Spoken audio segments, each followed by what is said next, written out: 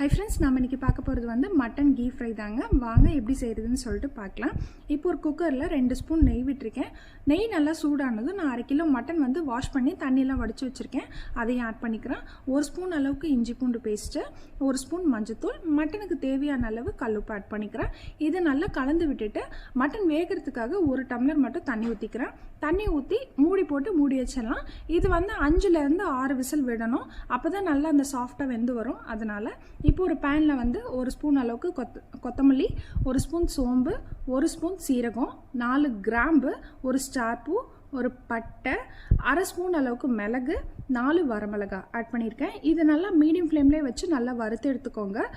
இது நல்லா வறுத்ததும் ஆறுனதுக்கு அப்புறமேட்டு மிக்சியில் போட்டு பவுடர் பண்ணி எடுத்துக்கலாம். இப்போ மட்டன் வந்து விசில் அடங்கிடுச்சு. இப்போ ஒரு பேனில் 2 ஸ்பூன் அளவுக்கு நெய் ஆட் பண்ணியிருக்கேன்.